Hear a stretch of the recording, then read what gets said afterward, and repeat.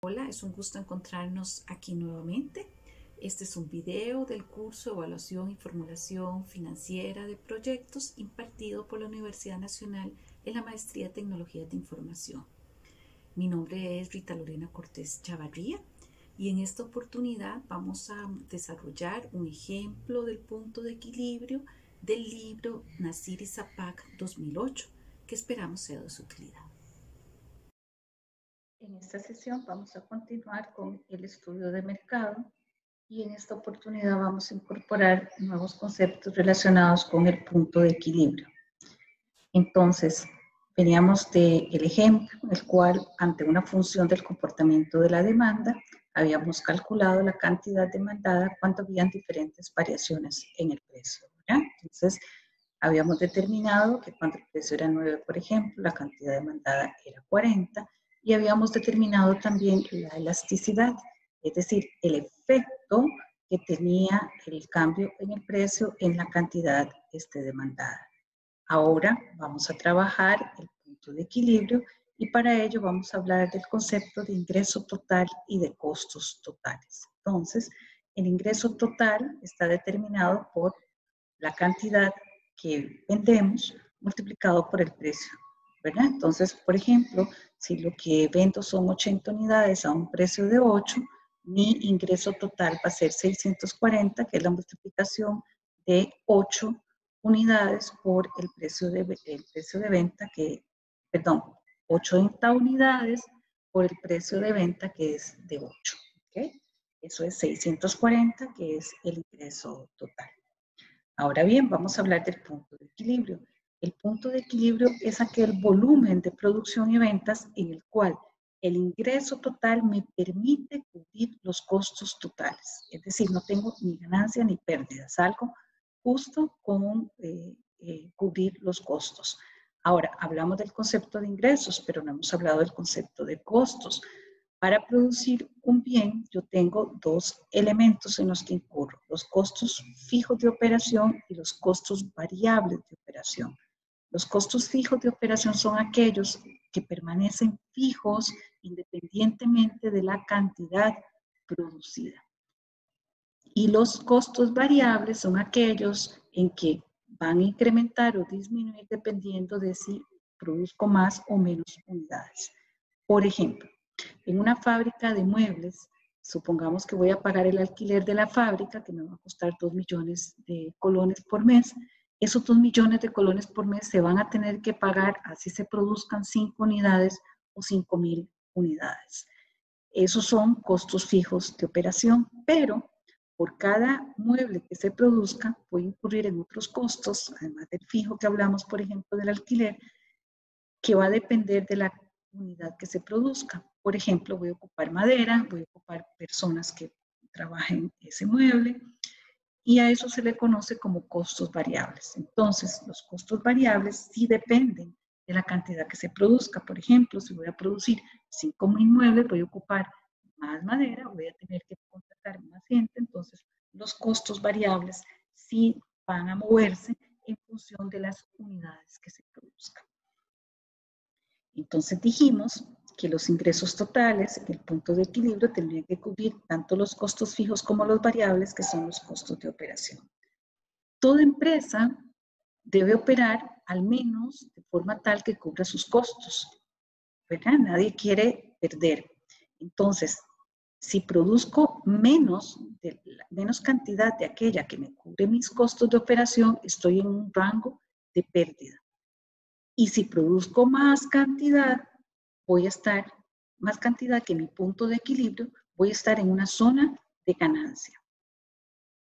Esto debe ser analizada, la cantidad en el punto de equilibrio debe ser analizada cuando se está evaluando un proyecto, porque si no es posible llegar a esa cantidad del punto de equilibrio, son razones que se deben considerar, por ejemplo, para no realizarse un proyecto. Ahora bien, esto que hemos hablado aquí, ¿verdad? Se puede ver gráficamente en esta imagen, en donde en este eje tenemos los ingresos en dólares y en este otro eje tenemos la cantidad producida. Entonces vemos en esta línea amarilla el comportamiento de nuestros costos fijos totales. Es decir, no importa cuánta cantidad se produzca, si sea 0 o 1, o así sea aquí, por ejemplo, 5.000 unidades, mis costos fijos prevalecen.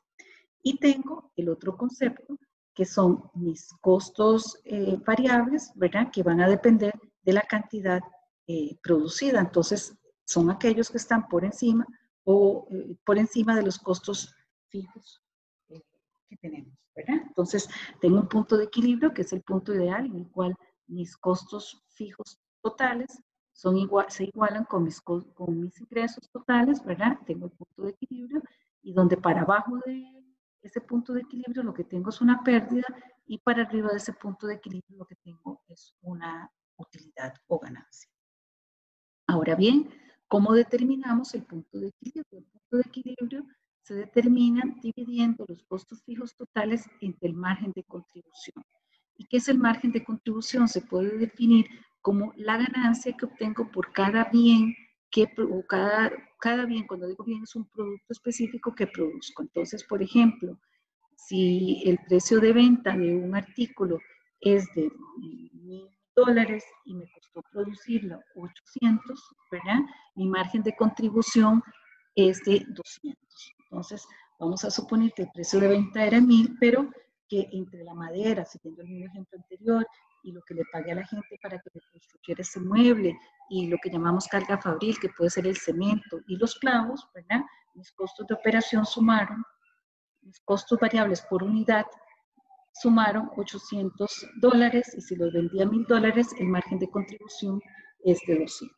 Entonces, mis costos variables va a ser eso que me costó producir cada unidad por las unidades vendidas, en donde los costos totales va a ser la suma de los costos fijos, ¿verdad? Más los costos variables.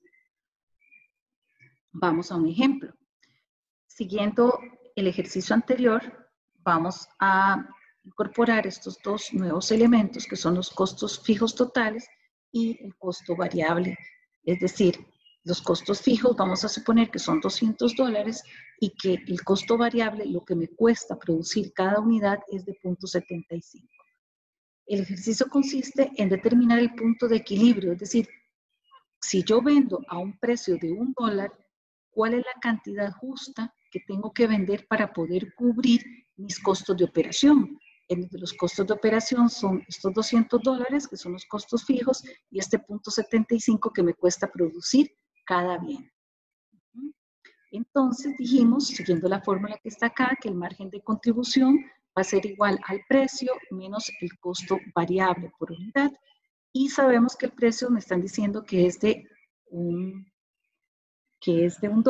lo ven acá, este es mi precio, y me están diciendo que el costo variable es 0.75. Entonces, si tomamos $1 menos 0.75, mi margen de contribución es 0.25. Ahora bien, mi punto de equilibrio sabemos que son los costos fijos totales, que son estos 200 que tenemos acá, ¿verdad? Dividido entre el margen de contribución que sabemos que está aquí, que es de 0.25. Entonces, el punto de equilibrio, que es lo mismo que decir, donde los ingresos totales es igual a los costos totales, son de 800 unidades, que se obtiene de dividir 200 entre 0.25. Es decir, cuando producimos 800 unidades, somos capaces de cubrir nuestros costos fijos más lo que me costó producir esas unidades. Ahora, ¿cómo comprobamos esos resultados? ¿Cómo sabemos que estos 800 son correctos? Ya dijimos que los ingresos totales era el precio por la cantidad. Entonces tomamos los 800, ¿verdad? Que están acá, ¿sí? Lo multiplicamos por el precio que está aquí, ¿verdad? Que es $1, y eso los ingresos totales me van a dar 800. Ahora vamos a calcular los costos totales, que son los 200, que son los costos fijos, más los costos variables, en donde los costos variables dijimos que era 0.75, ¿verdad? Lo tenemos aquí arriba, multiplicado por 800, que es la cantidad que vamos a vender en el punto de equilibrio. Los costos variables son 600, y entonces 200 costos fijos más 600 costos variables me va a dar el costo total de 800, que va a ser igual al ingreso total que tenemos aquí arriba. Con estos conceptos expuestos, Ahora tenemos los elementos suficientes para realizar los ejercicios que están disponibles en aula.